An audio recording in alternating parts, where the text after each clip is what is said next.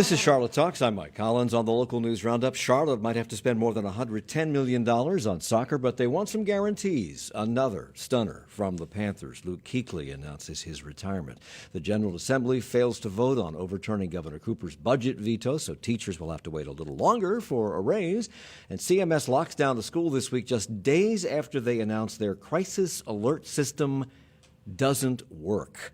Our roundtable of reporters is ready to detail those and other stories, and seated around this table are David Borax, reporter for WFAE News. Good morning to you. Good morning, Mike. Annie Ma is here from the Charlotte Observer. Welcome back. Good morning. Good to see you. Joe Bruno reports for WSOC TV Channel 9 Eyewitness News. Hi, Mike. Hello, Joe.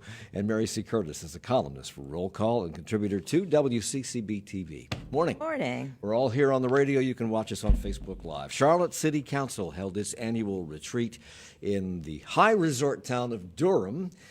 Mecklenburg County is going to hold theirs in the high resort campus of CPCC. Why Durham? They do this every year. They leave town. They want to get away from distractions. I will say, compared to this is my fourth or fifth Charlotte City Council retreat, and this one felt like they actually accomplished a lot, and they got a lot out of going away. So you were there. Yes. Were you allowed to get into the actual meetings, into the discussions, Yes. and watch that? Yes. And you wrote that at these retreats, council members get to outline their goals for the year. How structured is this process? It felt more structured this year. It was less conceptual than years past. There was a lot less team-building exercises and more let's get into the nitty-gritty and figure out what we're going to do for the rest of the year. So there was a facilitator, and there were different topics each couple of hours that council took deep dives into. And council members spent time talking about affordable housing, all the usual suspects, the budget, transportation, other things. But let's begin with soccer.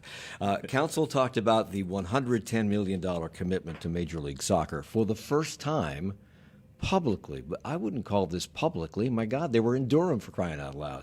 But it was the first time they discussed it in open session. Correct. And they did this on the third day, not the first, the third day of the retreat. So does the ranking, in order of importance, tell us anything? Well, this was certainly the most important topic. It was the most newsworthy one. Saving the best for last, I think. Saving the best for last, yes. We finally got a look at the Charlotte Convention Center Tax Fund, the fund that will actually go toward this project. And the senior city staffers that made this presentation to council basically said, listen, you guys have plenty of money. You'll be able to afford this $110 million. We just need guidance over what projects you want to see prioritized going forward in the future. But the fund is very healthy. It's a minimal hit when they spread that debt out over 20 years, and they are in a good position with that fund, even if a recession does come. I'm going to come back to that, Sure. because that kind of actually shocked me. The city's chief financial officer said we can, quote, absolutely, quote, afford to spend $100 million on a tourism-related project, but Tracy Dotson added a proviso. I need to know that Tepper's not going to go to South Carolina. I mean, the goal is that we're making an investment in MLS that's also making an investment in keeping the Carolina Panthers here. Is that the first time we've heard that this money is going to be tied to a commitment to keep the Panthers in North Carolina, specifically in Charlotte, as opposed to moving it to Rock Hill? Yeah, and that was my question that she was responding to, because I was basically asking, why does the new stadium have to be a part of this $110 million? What do you want to know from Mr. Tepper? And that was her response, that the tether is expiring very soon, and the city wants to get these talks locked down, and they want to know what Tepper is thinking, whether it's a dome on Bank of America Stadium or a brand new facility somewhere in Charlotte. And so that is the focus of those talks, and they want to know that before they hand Tepper a check for $110 million. And that check would be for soccer, not for football. It would be for upfitting the stadium and some other infrastructure projects surrounding the acquisition of soccer. Right. And as you've been saying on this program many times, I think it is a very safe assumption that tax dollars will go toward whatever Mr. Tepper has planned for the future stadium. So this money would come from the Convention Center Tax Fund. Is this the same thing as the tourism fund from restaurants and hotels and things like that? There are two different tourism funds, but yes, this is composed of the prepared food and beverage tax and the hotel motel tax. Okay. And Dotson said that we could absolutely afford to spend $100 $100 million. There's $10 million missing out of that figure from what we allegedly have promised soccer. Why? They were trying to be cute, I think, in the presentation and present council with a hypothetical $100 million project scenario. But come on, we all know what they were talking about. And she also said, Tracy Dotson, the city's chief financial officer, that the amount of the investment might change as we discover how much David Tepper is relying on public dollars to cover the cost of upgrades at the stadium.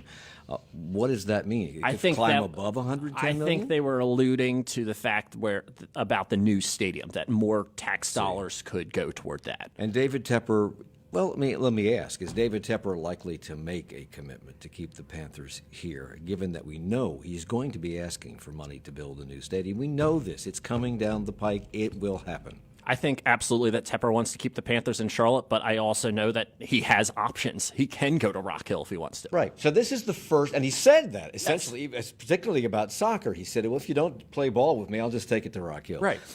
This was the official first public discussion of this money being used for soccer, and they have to talk about this publicly by law. But the money was kind of already committed before the public discussion. When will the actual public, citizens of Charlotte, be able to chime in on this? And we asked the mayor that, and it sounds like it will be a rolling basis. What they're kind of pushing right now is this rezoning petition that will be filed this month for Eastland Mall. That will kind of kick off the public engagement on soccer in general, because there's going to have to be a community meeting involving the East Charlotte neighbors who live near Eastland. Then there will be a public hearing probably around April on the project itself, where anybody can sign up to talk about it, and then the vote will come sometime in the early summer. What struck me about the conversations at the retreat, and I was not there, so I'm watching from afar, but is just how thin that commitment was in terms of details. I mean, it makes it clear that the city and David Tepper and everybody involved wanted to make sure we got the MLS here. So a number was thrown out, and it satisfied the MLS, and we had our big announcement.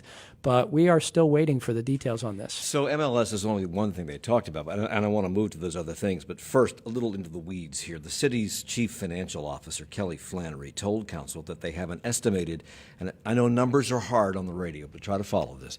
The city has an estimated $41.7 million in the convention center tax fund, from which this $110 million is going to come.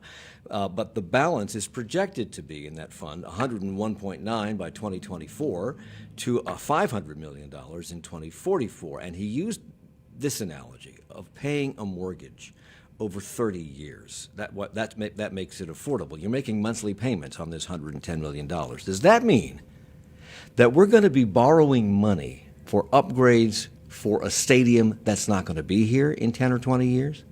In other words, we'll still be paying off a debt for a stadium upfit when we've already demolished that stadium and moved on to another one? I mean, you can't do that with a house, can you? No, you can't.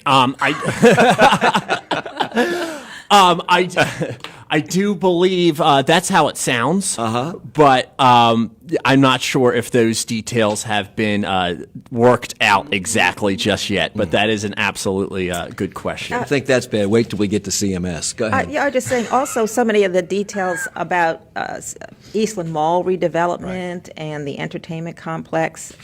There was so much talked about when the announcement was made, but they really haven't really lock down a lot of those details as well. Right, and that's before that $110 million is transferred. That's the first priority. They got to get Eastland taken care of. Then they want to know the plans for the old and the new stadium, and then they're going to talk to Tepper about this entertainment district. Okay. So what happens if the city says no, or comes in with a much lower figure? What happens?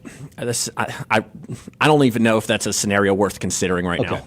On Monday, they also talked about other things, including affordable housing, and Mayor Lyle says that she'd like to focus on home ownership, not just on rental units. What does she mean by that? She means, there's a lot of, the whole focus is about rental units, building apartments that you can get people into, but you're not building wealth. You're not owning the home. You don't have control over your destiny, and home ownership helps fight against gentrification and all sorts of things. So that's what the mayor wants to do, is kind of shift that conversation, especially when we're talking about this $50 million affordable housing bond that will be on the ballot in 2020. The mayor wants to look at land banking, especially in parts of West Charlotte or along the Freedom Drive corridor, so that the city can get more people in the homes that they actually actually own. They also talked about the budget. Evidently, they're projecting a $6.8 million? Yes. $6.8 million deficit between what we are going to bring in and what we need to spend. Is that normal at this point in the process? The city says it's normal, and the city isn't concerned. Ed Driggs isn't concerned right now.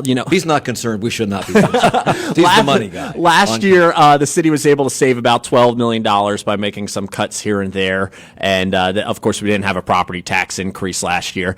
And the city is not projecting at this moment that we'll need a property tax increase. The problem is the $6.8 million gap. The big contributor to that is police pay. And the city has made policing and the pay in Charlotte a lot better, a lot more. There's more incentives to be a police officer now because they're earning more. And yet, when they talked about public safety, which is police, there was this revelation from CMPD that the department can't keep the department fully staffed. 65 officers retired last year, 47 resigned. There are currently 182 openings. That sounds like a lot to me. That is a lot. Is this a matter of our not paying enough, or simply that a lot of people simply don't want to be police officers in this environment? I think that the environment still is a little difficult for people to go into law enforcement. There's that perception there. And so the city is putting a large focus on still recruiting officers. Councilman Braxton Winston mentioned that, when we have all of these officers in town for the RNC, we should be having job fairs and trying to poach some of these lateral officers. I'm not sure if other departments are excited about sending their officers to Charlotte now, but that's just one idea that was tossed out there. We'll be having CMPD Chief Kerr Putney on the program on Tuesday to talk more about that and other things. Transportation was a point of discussion. You report, Joe, that the bus system in its current state did not receive a ringing endorsement from members of council. At-large member Braxton Winston said, quote, "It's lacking, it's not dependable." And yet, he also proposed the city make the bus system free. Right. How did that go over? I think it was tossed out there as a long-term goal, but I think the major focus right now is Envision My Ride and cutting down on that 90-minute average trip time, which is kind of crazy to think about. But a lot of money is needed just to implement that. Kansas City, Missouri did it. You going to talk I was just going to say, this is something that Kansas City, Missouri is trying right now, and it's an idea to boost readership and to solve one of the basic problems that people have. If they have to live farther away from where they work, how do we get them there? And so it's something that Braxton Winston wants to push this term, but I'm not sure the money is there right now. Well, it goes hand in hand with affordable housing, because more and more people have to be so far out to be able to afford a home, and so how do they get to the work? The Kansas City it's costing Kansas City taxpayers $9 million to make the bus system there free. I don't know how we compare in size to Kansas City, but Assistant City Manager and Chief Planning Director Taiwo Jayobo recently said the cost of making buses free here would be prohibitive. We would lose $27 million in fares, which doesn't even pay the majority of the cost. So is this a non-starter here? It seems like it, but it will be discussed. Has council has Braxton Winston, for that matter, given John Lewis, the CEO of CATS, a chance to do what he's trying to do, which is make it more efficient? Mr. Lewis was at the meeting, and yes, that was brought up.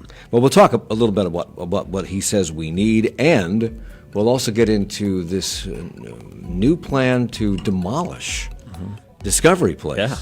That was a shocker this morning when I picked up the newspaper. Impeachment wasn't nearly featured on the front page as much as that and Clayton Wilcox, which we'll also get to in a moment. It's Charlotte Talks and the Local News Roundup with David Borax, Joe Bruno, Mary C. Curtis, and we will hear from Annie Ma, I promise you, in a moment. It's Charlotte Talks on WFAE. Support for Charlotte Talks comes from WFAE members and NC Quick Pass, offering drivers who get stuck in traffic tips about how to avoid the slowdown. Details about avoiding the slowdown at ncquickpass.com. And the Charlotte Symphony performing a program of American music featuring Copeland's Appalachian Spring, and the Cherokee Chamber Singers join in for William Brittell's We're Still Here, January 31st and February 1st at Belk Theater. Tickets at charlottesymphony.org. Monday on this program, another politics edition, and we're going to be talking about the Electoral College as voters are about to have their say in the 2020 election, beginning with the primaries. But at the end of the day, it is the Electoral College that decides who goes to the White House. Two of the last three presidents lost the popular vote, but won the Electoral College. And many Americans say, enough, it's time to abolish it. We talk with an expert about the pros and cons of doing that. Monday at 9. A week for the history books? It's not personal, it's not political, it's not partisan, it's patriotic. Or the next chapter in a sad American saga? This is not a moment this body should be proud of. I'm Todd Zwillick. It's time to catch up on the Friday News Roundup. That's next time on 1A. 1A from 10 to noon right after Charlotte Talks on 90.7 WFAE, Charlotte's NPR news source. It's Charlotte Talks on listener-funded 90.7 WFAE and 90.3 WFHE. I'm Mike Collins. It's the local news roundup. We have gathered around our table anymore from the Charlotte Observer, Mary C. Curtis from Roll Call and WCCB TV. Joe Bruno is with WSOC TV. He's been talking a lot because he was actually at the City Council retreat, which was this week in Durham. And David Borax is here from WFAE News. So one of the things that they got into was the idea of making the bus system free, and it probably won't happen because it would be just prohibitively expensive. But CAT's CEO, as you mentioned, John Lewis, was at the retreat, and he says that the system needs an additional $32 million for operational costs and fuel, plus they need to buy 100 more buses. Now, they'd need $50 million to buy diesel buses, $75 million for hybrid buses, and $100 million or more for electric buses, but the federal government covers 80% of the cost of electric buses. Are they the front runner?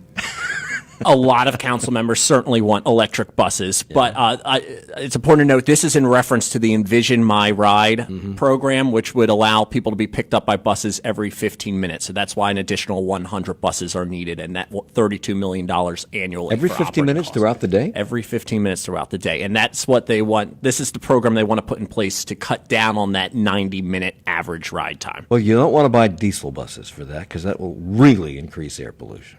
And fuel costs. They're really, the hybrid buses have been what's been proposed as a compromise here, but a lot of council members really want to start going towards electric, and other cities across North and South Carolina are going that route too. We're also putting them in at the airport. Okay. I just want to throw out here that, remember, the City Council also has some big climate goals in the Strategic Energy Action Plan. If they do not do electric buses, they don't meet their goals. So, this morning, I prepared all this city council retreat stuff last night and didn't know anything about this until I picked up the newspaper.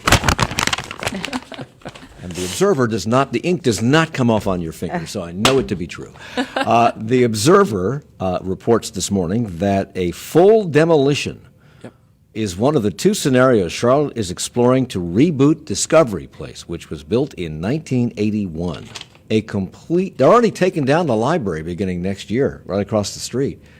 Why do we need a full demolition of this place? I asked Mayor Vile-Isles that, and she said if we got to build or tear down to build what's best, we'll do it. But basically, the Discovery Place is the #1 museum and cultural attraction in Charlotte. It is very important for our workforce and for STEM education. Field trips are there every single day.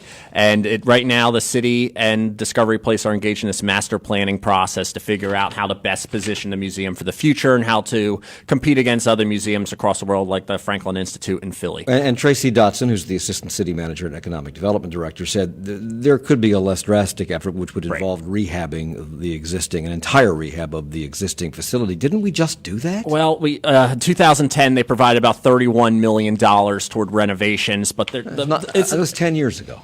Yes. Okay. Yes. And it'll be 15 before any of this happens. In 2017, the city paid $700,000 for a study to figure out what the best case scenario is. And the two options that have been presented now that they're considering is, one, the full demolition and rebuild, and two is the renovations. So somebody made a mention of a good fact, and that is that this museum was built. When was it built originally? 1981. For the population of our region in 1981. It has exploded exploded since then. So the building really can't handle it. So if they took the building down, do they know what they would do in the interim? No, that's a very good point. We don't know how long it would be out of commission, but some of the changes that need to be made, the entrance is very confusing. There's so many different ways to get around the building. They need more hands-on labs, and even the IMAX theater has to be upgraded because they're still using film, and that limits the amount of movies you could show. And of course, there's the question about what they're going to do with Discovery Place, the Nature Museum, which is over there near Freedom Park in a neighborhood that has become tonified. It's very Tony over there now. Tonified. And I don't. It's the Beverly Hills of Charlotte. Let's be honest about this. And they don't like all that traffic coming through. They don't want to expand that museum in their neighborhood. I don't blame them. Yeah, it's so what not are they an going to easy do? Time to work for Discovery Place right now. Maybe could they build it all together in one place? Some people are pushing to put that Nature Museum in Park Road Park. Yeah, but I mean, it's just it's very tough. They planned for so long to put that in Freedom Park, and they had all these renderings and things. So I can see how the process would be significantly delayed if they have to pick up everything and find somewhere else to put it, even if it is Park Road Park. So moving on, the Panthers are losing a superstar this week. 28-year-old Luke Kuechly announced his retirement. There's only one way to play this game since I was a little kid is to play fast and play physical and play strong. And at this point, I don't know if I'm able to do that anymore. And that's the part that is the most difficult. Gets a little choked up there. That's audio from the video that he made about his retirement for the fans and others. He didn't say why he reached this decision, just that it was difficult and that it was the right thing to do, and now's the right time to do it. Has anything leaked out about this decision? Well, he was beloved as a player and as a person too. I mean, he was an all-star. He's only one of 4 defensive players in the 2010s to make All-Pro first team at least 5 times. But the New York Times had an interesting piece that he joins the NFL's under 30s retirees club, like Colts quarterback Andrew Luck and Rob Gronkowski of the Patriots, and a lot of them saying, long-term health over short-term success. He also had missed 7 games because of concussions between 2015 and 2017. Do we think he's doing this to protect himself or because he's still suffering the effects of the concussions that he's already received? Well, I don't know. I can't, step in and say. So nothing's leaked out. Right. No, but nothing's leaked out. But at the same time, people can see this. Alex Boone, who was an offensive lineman in the NFL, looked at that picture of him in that New Orleans game in 2016 when he was carted off the field crying. And he said, when he had his concussion, he said it was like hitting the reset button on your brain, and he cried for 2 days straight. So fans were become very irrationally emotional because of those injuries. Yes, and fans were very supportive, and other NFL players were as well. Yeah. So the whole culture of playing through the pain that used to be exalted, people are taking a look at that, particularly now with all we know. So I am not speaking for him, and of course it hasn't leaked out, but it was obvious that he still loves the game. As he said, I still want to play, but I don't think it's the right decision. You mentioned that he was choked up during that. It was hard to watch that and not get choked up yourself, no matter what you think about football or the game or him. It was just a wrenching video to watch. He has been through concussion protocol so many times in recent years. I think, you're 28 years old. You've made a lot of money in your career. You've had a lot of fun. The only thing you see ahead is how tough the game is. As Mary just mentioned, it's not an easy game, and that week in, week out struggle to make yourself get up for the games has got to be something that you think about. I think the idea of retiring on top is something we all should think about. And he has a future. I mean, he has very popular ads. There you go, Mike. He's a very popular pitch person. He could be a coach, a commentator. He's known for playing the position really smart. Yes, what happens to those CPI commercials? Come on. Junk all those CPI commercials. Well, he's also, and I see him all the time. I think he's in my neighborhood. You see him at the post office of the Harris Teeter or the Boston Provisions. I see him at restaurants a lot. Yeah. And I want to say something, but I don't. Well, I don't, but when people do, my husband just saw him at the post office. He was trying to do some business, and this woman just wouldn't leave him alone, and he was so nice. So he's been here his entire career. And so there was a sense, I think, in Charlotte, it was like, oh my goodness, you could feel the shock and a little bit of the sadness. I just don't think you can blame him for making the decision that he did. At all. Absolutely. And I think that I agree with Mary that he has so many options. He could be an analyst, he could be a coach, and I do think he will be in the Hall of Fame. But keep this in mind, like just the amount of changes that is going to happen with the Panthers between last year and this year. No Ron Rivera, no Luke Kuechly. Greg Olsen might retire, and we don't know if Cam Newton will be quarterback. Well, speaking of Cam, NFL Network insider Ian Rappaport says it appears Cam is less and less likely to remain a Panther, and he predicted that Newton would be traded in March. But in the meantime, fans have been paying for a Keep Cam in Carolina billboard campaign, which winds down on Sunday. But we will always have the campaign's jingle. We gon' keep Cam in Carolina. We gon' keep Cam in Carolina. Let's go. Tampa is clever. I believe he would never let Cam Newton lead the Panthers. Ain't no quarterback better. All this talk about cap space and 19 mil, but you can't put a price on a human highlight reel. Okay. Wow. That's enough of that. Let that play a long time. One thing to add, Newton is a first-time nominee for the nationwide Walter Payton Man of the Year award given every year to an NFL player for his excellence on and off the field with a significant positive impact on his community. And he has certainly been involved in philanthropic efforts in this community for years, and he received more than 600,000 votes, winning first place from the fans in this charity challenge, which allows fans to vote for their favorite players. Is that a lot of votes? 600,000 votes? Yeah, I don't think the second place finisher came close. Okay. It's a lot, it seems to me, for somebody who only played 2 games last season. Barely but he does qualified. great work. He does great work He in the does community. in the community. The Panthers really have such a record of that. Isn't Thomas Davis a former winner of the Walter Payton Award? Thomas, I believe so, yes. Yeah, and so, people do, the kids love him, and he's another one who's been synonymous with Carolina Panthers, and he took them to the Super Bowl. He was an MVP, so there's a lot of feelings about him. But football decisions are business decisions. That's right. And I just want to point out before we move on to other topics that Luke Kuechly is walking away in the next 2 years for more money than all of us will make in our lifetimes collectively. Correct. That's true. Yeah. Well earned, though, with the okay. if you had to play every week. All right, let's move on to something that was a really big surprise this morning on the front page. This was the headline on the front page of The Observer, and it eclipsed the impeachment. What a surprise. The FBI has investigated CMS, and they came into the process evidently after the eviction of former Superintendent Clayton Wilcox. What's up with that, Annie? Well, we don't know, we don't know too much about it. The former school board chair, Mary McRae, and the current school board chair, Elise Dashew, told us that they were contacted by the FBI after Wilcox left and that the FBI was interested in documents from the district. They issued a federal summons and CMS complied with it. Neither of them knew exactly what the documents were, but they told us that they generally were looking into whether federal funds had been misused in the district.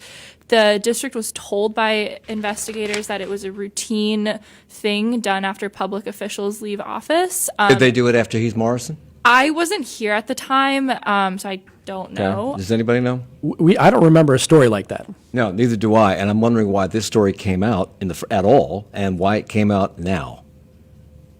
I can't speak to why, but we called them yesterday and they answered our questions. Because Mary McRae, the former school board member who left office in December, said that the FBI contacted CMS, as you just said, but that the board was kept out of the conversations between the FBI and CMS in case it would have to take later action on any related issues. Huh?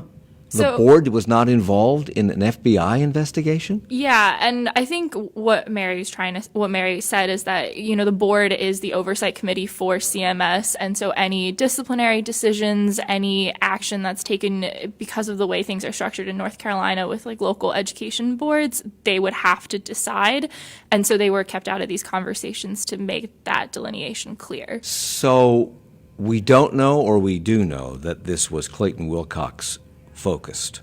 We know that it happened after Wilcox left, and they wanted to. It came in the wake of his departure, but the board members weren't really able to be specific. The FBI, the Charlotte Observer, did try to contact Clayton Wilcox for a comment on this. Is that correct? Yeah, so we reached him by phone, but he referred comment to his lawyer. What does that tell you?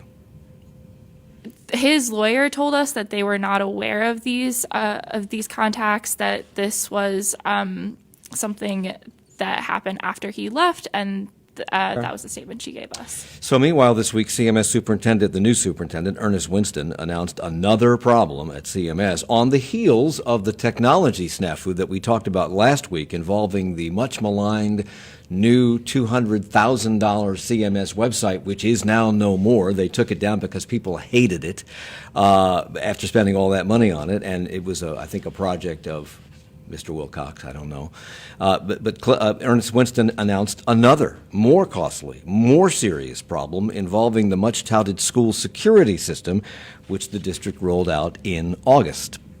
At school after school, we found that the system didn't perform as promised, and it did not perform consistently. In other words, we had a system that did not work well all of the time and didn't work at all some of the time. You can fill some of the people all of the time. The system was commissioned in the aftermath of that fatal shooting at Butler High in 2018, and banished Superintendent Clayton Wilcox told parents, faculty, staff, and students that this new $1.75 million system from a company called, is it Centegix? Centegix is what I've been saying. Centegix would make everyone safer. Well, they put that in when? In August? And we're just finding out now that it doesn't work. Why?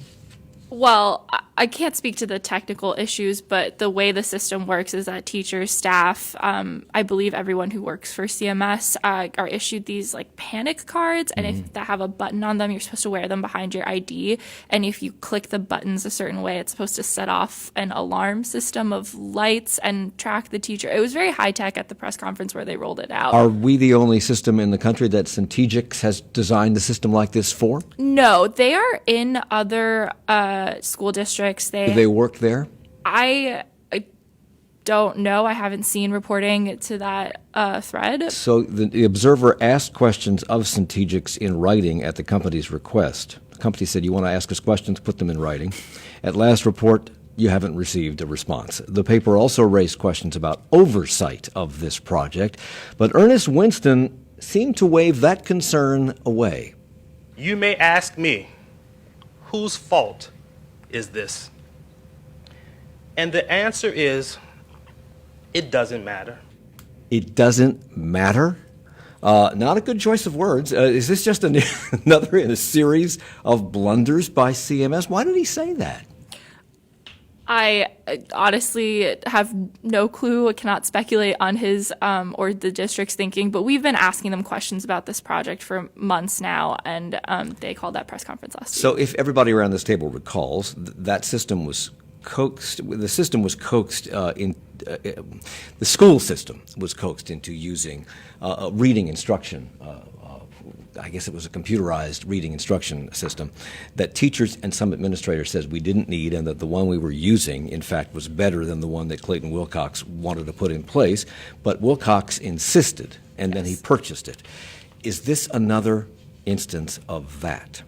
We found in our reporting, we went through Wilcox's calendar, his phone logs, and he had a lot of contact with the founder of the company. Which goes against rules at CMS, right? Yeah, best practices in CMS are that when you're bidding on a project, as when you're dealing with bids, that you don't want to talk to the founders of the company because No, to the founders of the company. Somebody has to talk to somebody. Yeah, so there's like very structured channels for those communications, and talking privately with the superintendent is not one of them. We have more to say about that and many other things before this program ends at the top of the hour, and we'll come back with more in a moment. It's Charlotte Talks on WFAE. Support for Charlotte Talks comes from WFAE members and Carolina Asthma and Allergy Center, offering patient care to all ages, dedicated to treating and curing asthma and allergy challenges. 13 locations in the Charlotte area. Breathe, live, thrive. CarolinaAsthma.com. And Blumenthal Performing Arts presenting Lerner and Lowe's My Fair Lady. The revival of this classic from the Lincoln Center Theater comes to Ovens Auditorium January 21st through 26th. Details, or tickets rather, at Blumenthal Arts.com. charlottechapter.org. The impeachment articles have been delivered, the Chief Justice and senators have been sworn in, and the impeachment trial of President Trump is set to begin on Tuesday. Meanwhile, more evidence emerges about key figures in the case against the president. Virginia ratifies the Equal Rights Amendment, but is it too late to matter? And a cheating scandal in baseball engulfs the Houston Astros. Some of the stories they'll be talking about as the Roundup continues on 1A in 20 minutes from right now, and we'll continue ours in 30 seconds. Hi, I'm Joni Deutsch, and on the latest episode of the Amplifier Music Podcast, we hear from Charlotte-based band Modern Moxie. I see music in my dreams, along with you and me, my own symphony. I see music in my dreams. Listen to the Amplifier Podcast on Spotify, NPR One, and WFAE.org/amplifier.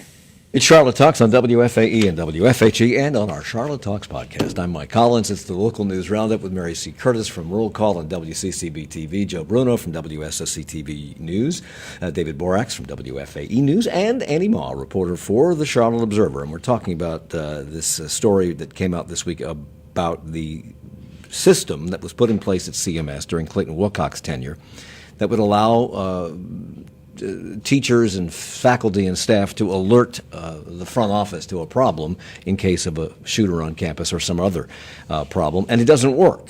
It's a $1.75 million system that apparently doesn't work, and we were just talking about some rules being broken between Clayton Wilcox and the founder of the company. His phone logs indicate that he had conversations with the founder of the company, and that kind of goes against regulations set up to make sure that the money situation and the purchase of products and services is done on the up and up. It turns out that Wilcox's wife is a Facebook friend of the founder of that company's wife, so that kind of muddies the waters. The school board oversees how money is spent, and they did not vote to approve this $1.75 million purchase, which was equipment and things like that. It was all done through purchase orders, which don't have to go through the school board. Isn't that a lot of money to go through purchase orders and not through the governing body with a contract?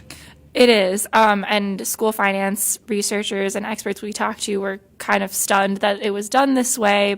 And this is something that they told us, is that sometimes when you're trying to avoid oversight, you will route things through purchase orders. Now, I don't know if that was done in the CMS case, but that is what a lot of people kind of pointed out to us, because that way, when things don't rise to the threshold of needing a vote, you can kind of get around it by splitting it into smaller things. So we don't have a contract with this We company. don't have a contract with them. Will they fix this?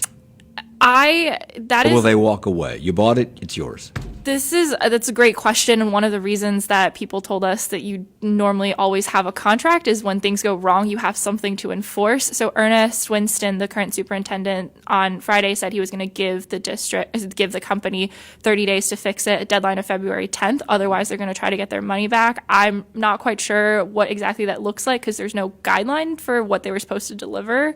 So it leaves a lot of questions for what's next. This indicates to me that the school board has given the superintendent or former superintendents a cash flow of $1.75 million of discretionary money to spend. Would that be accurate? Because that's what he did. He spent $1.75 million through purchase orders without having to go to the board. Or the question is, where did this money come from? Where did it come from? I believe the money came from the county. State funds are pretty regulated, but the county did give CMS money for security projects last year. And some of it was certain projects where, like, when they built Charlotte East Language Academy, this was, I believe, funded through bond money because it was considered a construction project. So I believe most of the money did come from the county. And next week, the county and CMS are having a joint meeting, and this is one of the agenda items. So I'm interested to see what they're going to say there. So what has the school board had to say about all this? So far, I have not heard anything from them. We're going to keep reporting and keep calling them, so that might change in the future. Well, the Observer article that I read said the Observer made a request for an interview with School Board Chair Elise Dashew. That was refused. She was vice chair when the system was put into place, and then Chair Mary McCrae did not return your calls. Yes. The school board is opaque and shouldn't be, and they should be held accountable for this, period. Let's move on. Leisha Shockley, because I'm done with them.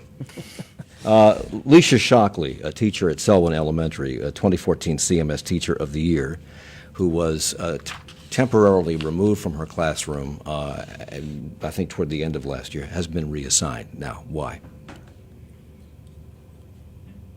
Well, so she has been moved to a central office position. The district says they can't tell us that much about personnel reasons, but I think that if you're going to take a teacher out of a classroom but put her back in a different classroom, that raises questions for you about why she can't go back to the classroom that she was in, and so putting her in central office sort of takes away those pressure points. So in the interest of full disclosure, Alicia Shockley is a member of WFAE's Community Advisory Board. She has been the subject of complaints, or had been subject of complaints, I think, by more than one parent, but the feature parent in all this was Mecklenburg County Commissioner Tariq Bakari. He's a city councilman. Excuse me. Tariq Bakari, who says that he did not apply any extraordinary pressure to make this happen. He just reported what he thought was abuse of his child in her classroom. She was initially suspended with pay, and then they put her in another job. Given how close-lipped CMS is about this and other personnel actions, are we ever likely to find out anything more about this?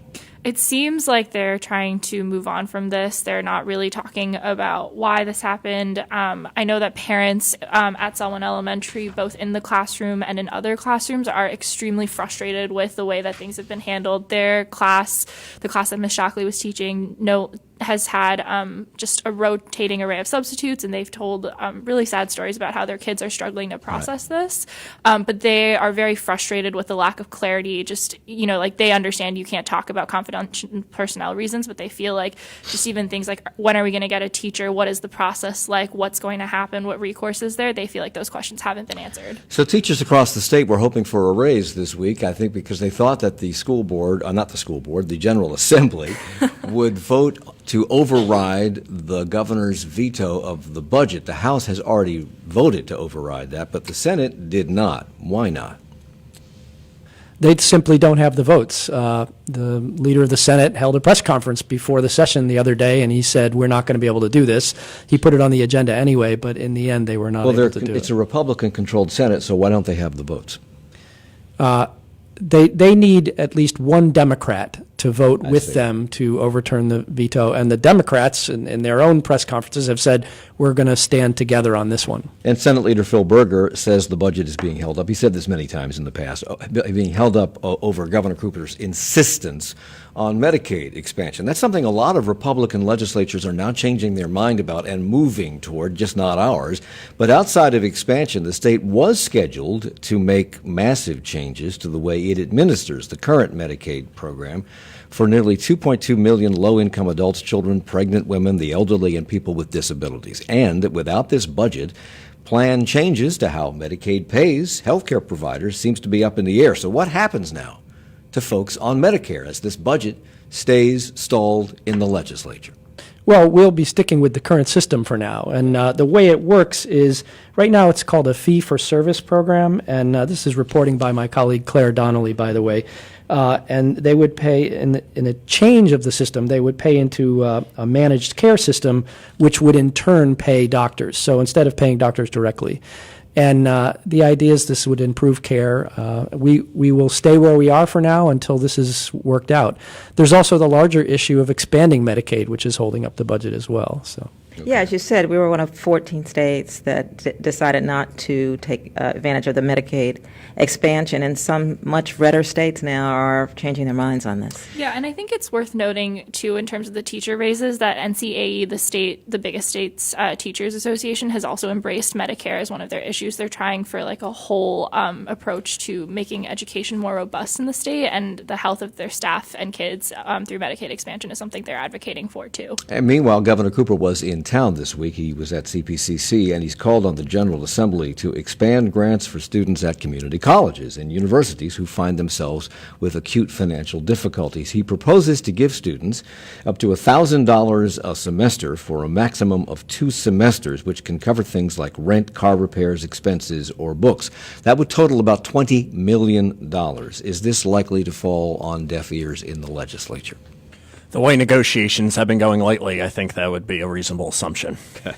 Wells Fargo reports profits are down, at least they were in the fourth quarter, $1.6 billion from a year ago. And the bank's new CEO, Charlie Scharf, says the bank needs to cut costs while also continuing to address legal problems that they've been dealing with for years. How might they cut costs, David?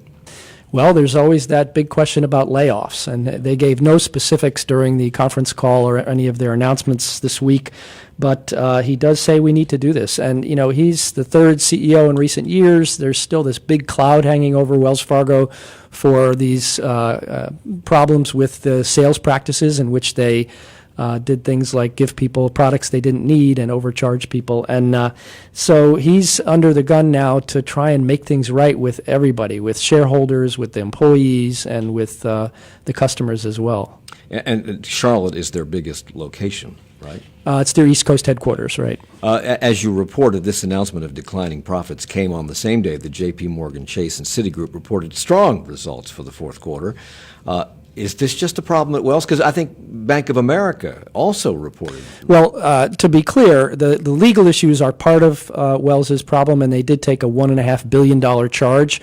But the other issue is falling interest rates have really squeezed bank margins and hurt their profits. And that's what also hurt Bank of America. It's a company that's really dependent on interest rates, and they can have big swings there. So we saw Bank of America's profits go down a bit. However, unlike Wells, they did meet analyst expectations, and so Wall Street was not unhappy with the results. And as Brian Moynihan, the CEO of Bank of America, said during their conference call, the bank is continuing to grow, and they're investing in talent, and he sees a good future ahead. And although BB&T and SunTrust have merged, they're still doing business as individual banks while the merger proceeds. But they unveiled their new logo this week for Truist. That's the name of the new bank, Truist. It looks like, it's hard to describe, but it looks like two T's lying on their side inside a box. But then if you look again, it might be an upright T on top of an upside-down T. It's very Escher. It's an optical illusion, yes, Mike? Yes. Why that logo? Why that? Did they explain it? So actually, these two banks are, I wouldn't call these the flashiest banks in the world, and they're coming together, and I think this logo is a fairly conservative, bright color purple. I will say that's kind of interesting about it, but I think it's an attempt to capture the legacy of the two banks and the way that they've approached things. And it's very straightforward. There's, Bank of America's logo, for example, it's got that interesting red, white, and blue with the flag field. Wells Fargo invokes the history through their typeface in theirs. This one is very straightforward, and I look forward to seeing what sort of marketing they're going to put around this. So it's they told the Observer that it's supposed to be the purple color is a mix of BB&T burgundy and SunTrust blue, and so it's the merger of those color palettes to get Truist purple, and that the two T's inside the square stand for touch and technology, while the square is meant to symbolize trust. That's from a company presentation on the logo. Wow. Don't you feel better now, Mike, that you know? Actually, I like it. I like the logo. All right, the North Carolina primary is looming large. I think the date's March 3rd. We have a contest for U.S. Senate on that ballot. It's not just about Democratic presidential nominees or contestants. Senator Tom Tillis has proposed holding 5 televised debates with the Democratic nominee heading into November's general election. Tillis is one of 3 Republicans running in the primary. Does this indicate his confidence in winning that primary? Oh, he's pretty confident that he will. It's interesting, though. Tillis started out in North Carolina, which is kind of a battleground state, having a little daylight between himself and the president, President Trump. But since then, he has totally tethered himself to Trump, and you see all of his releases from impeachment to the trade deal that was passed. He is very much in the corner of Trump, and he has taken on the rhetoric of attacking possible Democratic opponents as being radical. And so we'll see if that works out for him. But Cal Cunningham, who is the leader so far in the Democratic primary as far as funds and numbers, though we don't know, of course, until the primary, has said, bring it on. He's willing to debate him. But it will be an interesting test of Trumpism will it work in North Carolina? And Tillis has been described by national pundits as among the most vulnerable GOP senators up for re-election, and yet he says, quote, it's critical that voters have numerous opportunities to hear directly from the candidates. Well, I salute him for that, because if he's vulnerable, you would think he would want to stay away from it. He might duck it, yeah. Yeah, and also this coming impeachment trial in the Senate will be a chance for him, too, to basically say where he stands, which I think we know where he stands. Okay.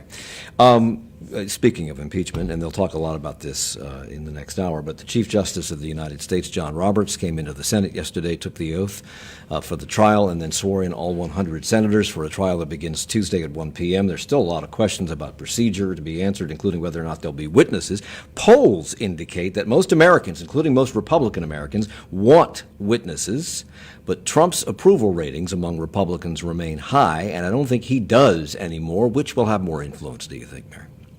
Well, I think that people are in their partisan camps, and it's true. And even though the senators had to pledge to John Roberts that they would be jurors, many of them have already said they've made up their minds. They don't want to hear any more evidence, and they definitely won't vote. And I think we can pretty much say that you won't have 2/3 of senators voting to impeach the president. How can you make up your mind and then pledge to be impartial? Take Well, an oath to God. you will have to ask these. I think if you had a regular jury and you were being voir dired and said you really had made your mind up, you would not be approved for that jury.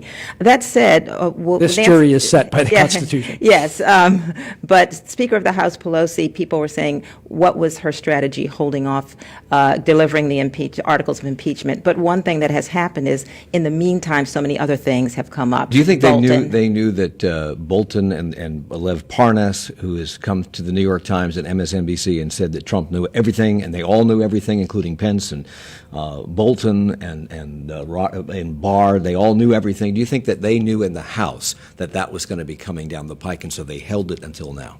I'm not sure they knew that these exact things would come up, but this unpredictable president and presidency, I think they knew that the longer they waited, something was going to happen. And it becomes harder and harder for them to say they don't want to see any witnesses or hear from any witnesses. You're basically saying, I don't want the information. Right. Mary C. Curtis is a columnist and a contributor to Roll Call and WCCB TV. Joe Bruno's with us today from WSSC TV. Annie Ma from the Charlotte Observer. And David Borax, reporter for WFAE News. Thank you all for the hour.